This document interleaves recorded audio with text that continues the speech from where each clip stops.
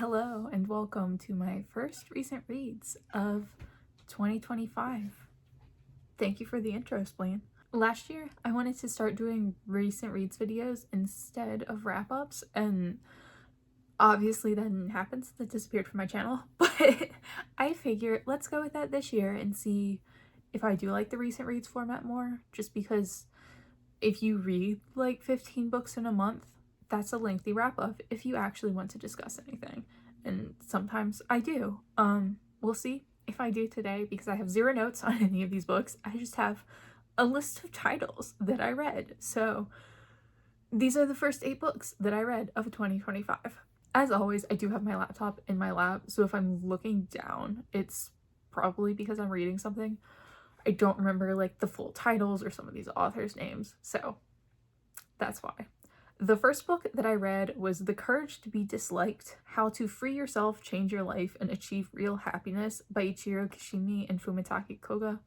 This is a nonfiction self-help / philosophy type book that's essentially just a take on Alfred Adler's psychology. And it's kind of just about how to be happy based on these philosophies. And the book is ostensibly an argument between a philosopher and a student, where the philosopher obviously believes in this and the student is like learning about it and asking questions and kind of supposed to be a stand-in for the reader. I gave this 2 stars. And it's not that there was nothing of value in it, because there were definitely like certain things where it's like that's kind of a helpful mindset and a helpful way to look at the world, because they talked a lot about the separation of tasks. So like, for example, if someone doesn't like you, that's not your task, that's their task. That's not something that you have to do anything about. And it's kind of like you just need to focus on yourself and your own tasks. And if someone asks you for help, that's okay. But like, it's not your task to make people like you. I mean, that's like one small like aspect of what this book was about, but like that is something that I found helpful.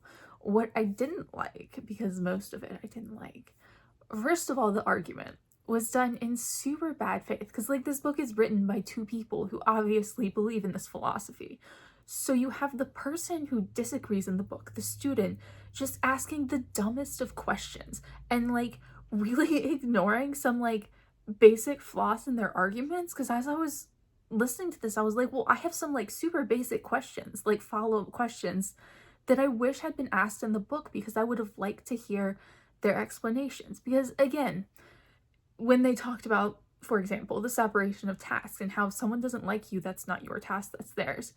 That's fine. But what about in a real world application where someone not liking you could have actual real world consequences on you? Like, it's not just a matter of like feelings, it's like they're actively doing things that have a physical effect on your life. How do we like navigate that in terms of the psychology? Never brought up, because the student was kind of an idiot, you know, like, and he didn't ask very intelligent questions that like I feel should have been brought up. And I don't know if it was because the authors just think anyone who disagrees is just ignorant, or if it was because they don't have good answers to those questions, or if it just didn't occur to them that like someone would ask that. So that really bugged me. And then a lot of the time it did feel like this would work as like a theoretical philosophy, but when you apply it to the real world, they had one example where they were like, if your boss doesn't like you, like you can't use that as an excuse not to do your job, because your job is your task and your boss not liking you is their task. And it's like, okay, but your boss can do actual things that have consequences that impact your job. And it's like, it just felt like the real world applications of this were limited, but I do think some of the mindset things were helpful. I might just take things a little too literally, but I do understand why this would be beneficial for some people. I personally just found it incredibly irritating, unfortunately. The next book that I read was Biography of X by Lacey. This is, I usually try to give this genre. It's adult fiction.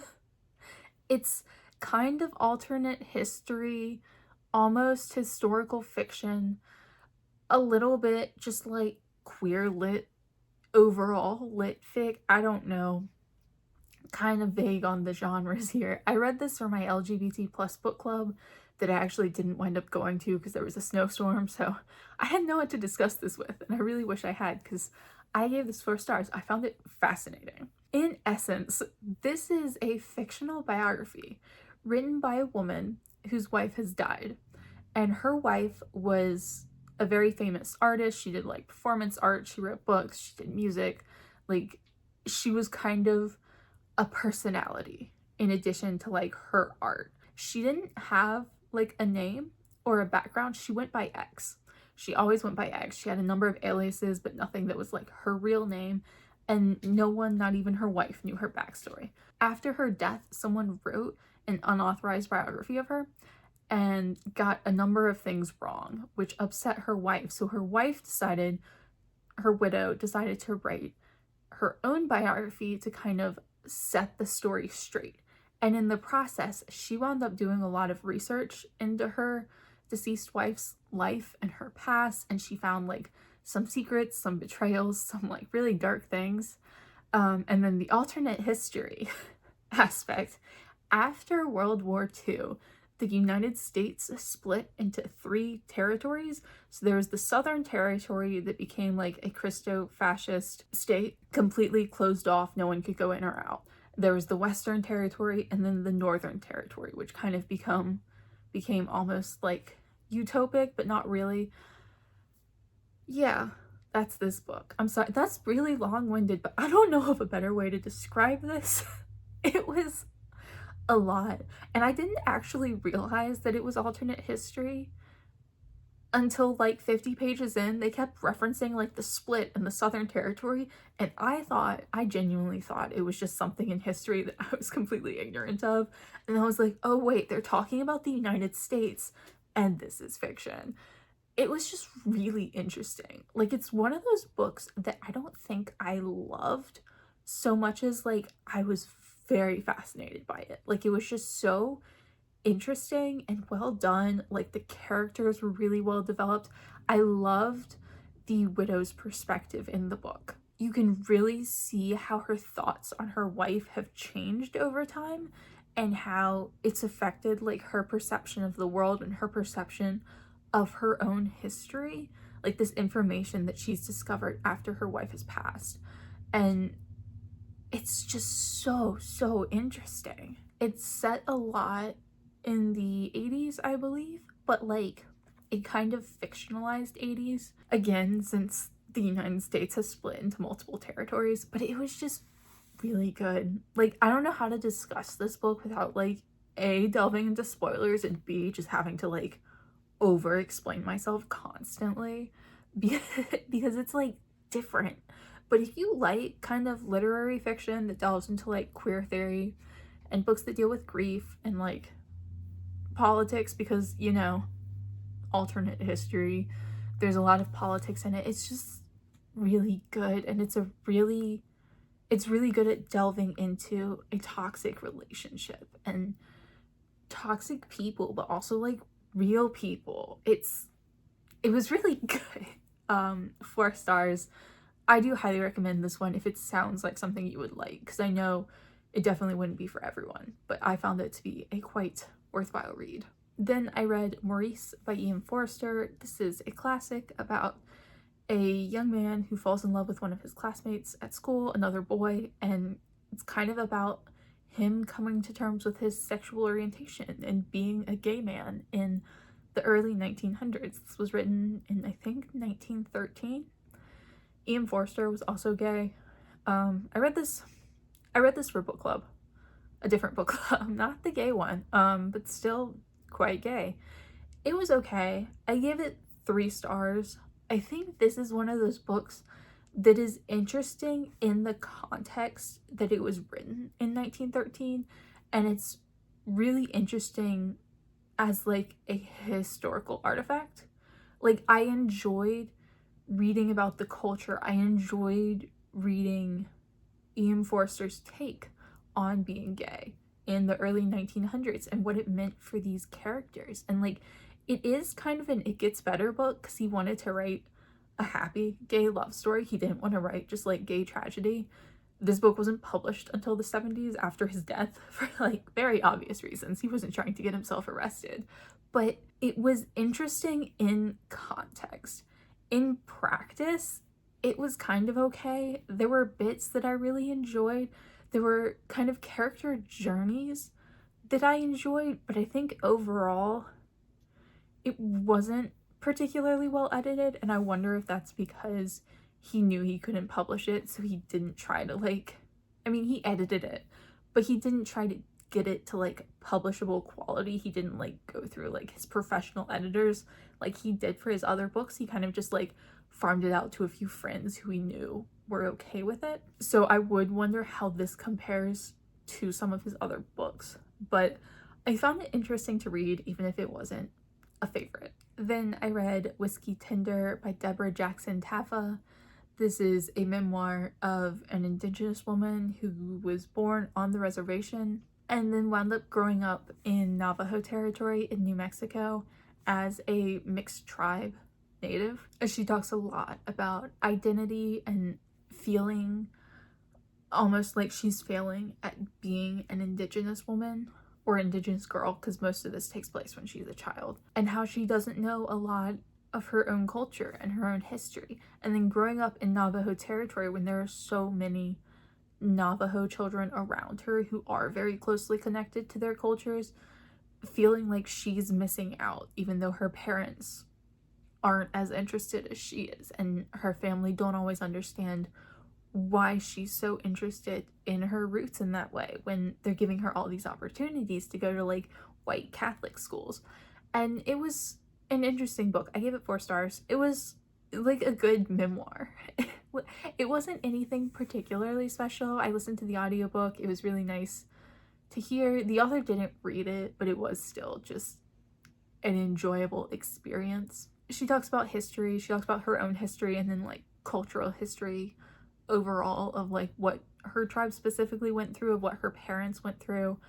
Her father grew up and lived most of his life on the reservation until he left as an adult and wound up in and out of prison for a long time. A number of people in her family were in and out of prison and had various addictions, and she discusses that, and she discusses how like culture plays into that and the history plays into that. There were, however, like some points that I found a little bit, I don't know, hard to believe. Like, not that I thought she was lying, but there were some things that were like a little bit too neatly wrapped up. Like, she'd come to some epiphany at like a number of occasions where she'd be like, now I understand so much about my identity and this has explained everything. And it's like, it probably didn't. Like, this sounds like something she put in because narratively it sounds nice.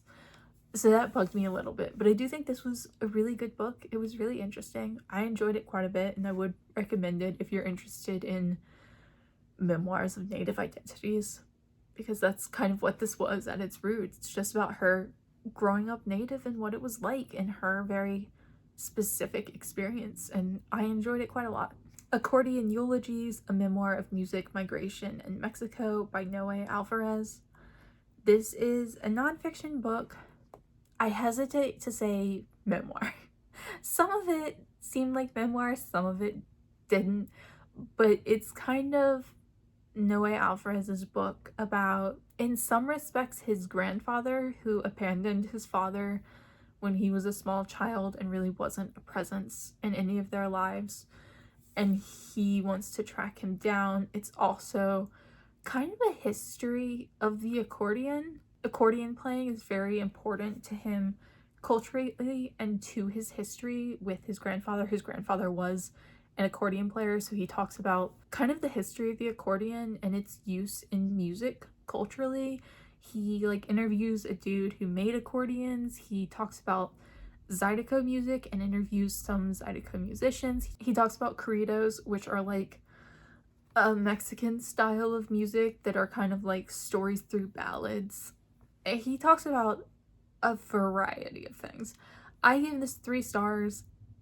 It just didn't hit me right. Like, it wasn't bad, you know, by any means. There were some parts of it I liked. I thought it was interesting when he interviewed the dude who made accordions, because like that's a weird art form. The dude talked about how like no one in his family wants to learn because it's kind of a time-consuming, painful task, you know? It's super tedious. There are so many different pieces of wood that must be cut to make an accordion, and I know nothing about accordions. And I listened to some corridos and zydeco music that he talked about in the book, which was interesting, but it was a weird split between like the history of the accordion and then his personal story with his grandfather and his family, and I feel like neither of them really got enough time in the book. I would have liked more focus on one or the other. It was weirdly split in a way that I don't think worked for me. And then the book kind of felt overwritten, like it was very flowery. It was a little bit too much. I listened to the audiobook, so that might have had an effect too. Just like listening to all this flowery language was too much for me. I don't know. This one didn't really do a whole lot for me. It wasn't bad, but just wasn't my vibe. Then for my nonfiction book club, we read The Devil's Half Acre, the untold story of how one woman liberated the South's most notorious slave jail by Kristen Green. This is a local book to me, so that's cool. I always like when my nonfiction book club reads local books because we learn a lot of local stuff. But essentially, this is a history of slavery and very specifically Black women and what was done to Black women during the time period of slavery and then a little bit after too, but essentially all of the rape and sexual assault that women went through. And it's specifically about one woman, Mary Lumpkin, who was an enslaved person who was owned by a slave trader who owned one of the most notorious jails in slave jails in the United States, which is in my hometown, because Richmond, Virginia was a very big hub of the slave trade, like one of the biggest cities for slave trading in the whole country. And Mary Lumpkin was forced to have children by her enslaver and kind of in some ways lived with him as husband and wife. And there's not a lot of history about her. A lot of this book is kind of telling her story through the gaps in history. It's theorizing about what she might have felt, what she might have been through, what her history might have been like, but it's also telling the story of other women who went through similar things and maybe have more information on the record. And Kristen Green talks a lot in the book about how so much of this history is gone. Like there aren't records, there isn't information. So to tell these stories, you kind of do just have to theorize and not really make stuff up, but kind of leave the blanks open for interpretation. I gave this 4 stars. I found it very, very interesting, especially because it's local, but even if it's not, I think you'd get a lot out of it because it's a very interesting history book. I thoroughly enjoyed it. I'm really glad I read it. And she has another book about the school closures due to segregation in another county that's near me, so I plan to read that soon. This was fantastic. I think the most negative thing I can say is that there was a little too much theorizing. She would sometimes just have paragraphs of Mary Lumpkin might have felt this, she might have experienced this, or she might have experienced this instead. Like, we just don't know. And I don't think that's bad necessarily, because that is the only way to tell a story like this, but it did get to be a little bit much for me, and I wish maybe she'd left some of that out and kind of dealt with more of the facts that she did have, because she did tons of research for this book, but she covered as much information as she could. It was so fascinating to read. I really, really enjoyed it, and this is one that I would highly recommend. And then the only book that I read from my shelf so far this year is Long Way Down by Jasmin Reynolds. This is a very popular YA book told in verse about a boy whose older brother was just killed. He was shot, and because there are these rules that this boy has been taught to live by in his community. Number 1, you don't cry. Number 2, you don't snitch. And number 3, get revenge, whatever it takes. So he plans to kill the man who he believes shot his brother.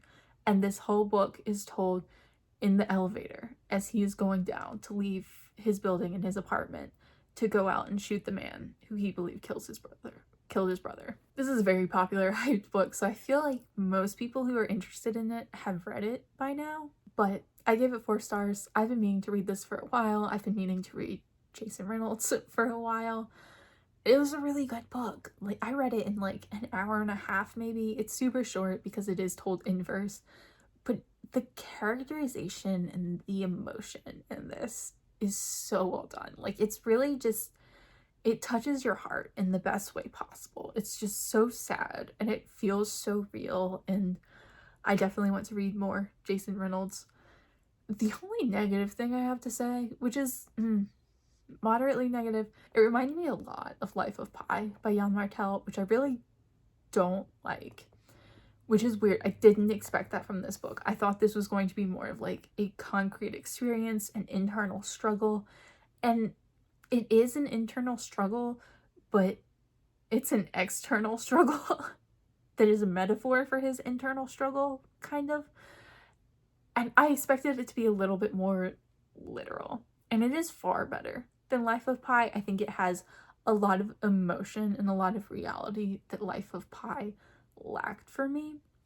I was very invested in the story. I love how it ended. It wasn't what I expected it to be for everything that I've heard about this, because essentially he just speaks to a number of people that he knows who have been killed, like people around him, like his family members, his friends, and it's kind of him going through all these emotions after his brother's death, and it wasn't what I expected, but it was very, very good. So if you haven't read this by now and it seems like it might at all be your kind of thing, highly recommend. It was wonderful. It's a super quick read, and I will for sure be reading more Jasmin Reynolds. And then the final book that I read for this 8-book wrap-up is Sharks Don't Sink: Adventures of a Rogue Shark Scientist by Jasmin Graham. This is a nonfiction book that's kind of memoir, kind of science, kind of let's talk about sharks, let's talk about academia, let's talk about my life, let's talk about being a Black woman in